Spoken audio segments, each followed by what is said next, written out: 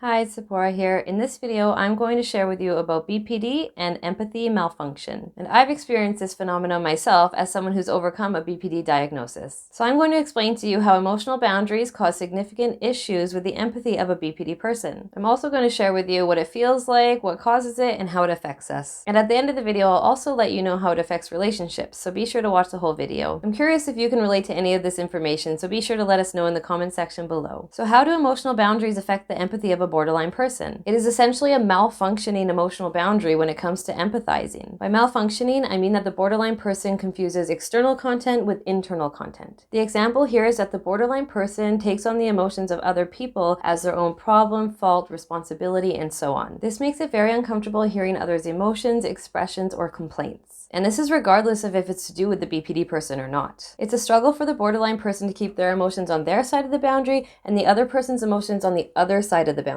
When these boundary lines bleed together and become confusing, the borderline person essentially absorbs the emotions as a sponge and cannot contain it. Especially because the borderline already has emotion dysregulation, this makes it all the more intense. The BPD person can become extremely uncomfortable, shut down, triggered, dissociate, or even irritable. This makes it next to impossible to validate the emotions of others and leads to trying to fix, minimize the emotional experience, or change the subject. It can even cause toxic positivity sometimes. Why does this empathy malfunction happen? There can be many reasons behind this empathy malfunction and struggle with emotional boundaries, but BPD is mainly due to emotion dysregulation and an emotionally invalidating childhood environment. Abuse, trauma, having narcissistic parents, or toxic relationships can also create or add to this as well. Generally, when a parent hears a child's emotions, they are supposed to validate those emotions, and they are to let them know that it's okay, healthy, and normal to experience any emotions, whether they are pleasant or unpleasant. When parents don't validate emotions or even punish the child for having them or make them feel bad or that they don't deserve to have these emotions, it makes the child afraid of emotions overall, whether that's their own or other people's. When emotional boundaries have been crossed or blurred as a child, such as parents not validating emotions, punishing them for expressing their emotions, or if the parents didn't express their own emotions properly, parents that blame others, parents that scapegoat a child for their emotional issues, etc., it makes it very hard for the borderline person to hear other people's emotions and not feel like it's their fault. If a parent acted on their emotions or didn't express themselves properly, the child will naturally see it as their fault because they are left with no other explanation, and they aren't hearing any emotions from the parents in the healthy way it should happen. The child internalizes the shame because the child cannot attribute the emotional behavior to the parent. A child can't separate itself from the environment or the emotions of the parent unless it is emotionally educated to do so. It also causes confusion and discomfort and unsafety in the child because it doesn't know what's happening. Children need to be educated in what's going on in the environment, the people in it, especially in emotional situations. Without this, the BPD person has learned to walk on eggshells, which carries into adult relationships and interactions. Personality disorders are formed when a child is in an emotionally invalidating, unsafe, or unpleasant emotional environment with no explanations, insufficient emotional education, and improper examples. Now, what does this feel like for the borderline person? The emotions of others become scary, especially if the emotional situation involves the borderline, but also even if it's about something unrelated to them. All emotions can feel equally as scary or unsettling. If unpleasant emotions are expressed to the borderline person, the internalized shame makes it very hard to hear and removes the ability to know how to handle it. If the borderline was able to hear, validate, and not take it as a personal fault, then the situation could become connecting through understanding and security. But because most borderlines have the message that bad emotions make you a bad person, it is nearly impossible to keep the boundaries clear and not feel guilty for others' emotional expressions. The internalized shame often becomes blame, which means the borderline can start blaming the other for having those emotions. Again, this is because it's very hard to feel this from their side of the blurred boundary. What does it do to relationships? This empathy and boundary malfunction is severely disconnecting to relationships. When the borderline blames themselves, tries to fix the emotion, or does not validate, it leaves the partner hanging and feeling invalidated. No connection happens because the borderline has built a protection between themselves and the emotion. This also blocks the other person out and blocks any connection from happening. It can cause the borderline's partner to feel angry, lonely, resentful, and so on. Often the borderline will then become anxious or uncomfortable because of the emotions of the other person, and they want the emotions to disappear. This leads to continued invalidation and spiraling conflicts. For most people in relationships, unpleasant emotions don't affect each other so much. But until a borderline person strengthens their emotional boundaries, it is incredibly difficult to hear emotions and respond to them in a healthy way. This means conversations and resolutions are 100 times harder than in a normal functioning relationship. It can take days to get past one argument or disagreement, and it often goes unresolved, whereas a functional partnership could have it resolved in 5 minutes. It is incredibly draining draining and exhausting for both people in the relationship to not be able to connect with each other through empathy and resolve conflict. So how do we heal this? There are many angles that one needs to take to work on this, such as resolving emotional trauma, strengthening emotional boundaries, and learning how to self-validate and validate the emotions of others. This involves inner child work, emotion regulation, communication and emotion skills overall, and more. It takes a fair amount of emotional work and self-work to overcome this struggle. 6 to 12 months of self-work and healing with a competent guide can make a significant difference and improvement. It is certainly possible to do, so I want to encourage you to continue working on a healthy self and healthy relationships. I hope this video has been helpful, and I look forward to seeing you next time. Take care and stay gold.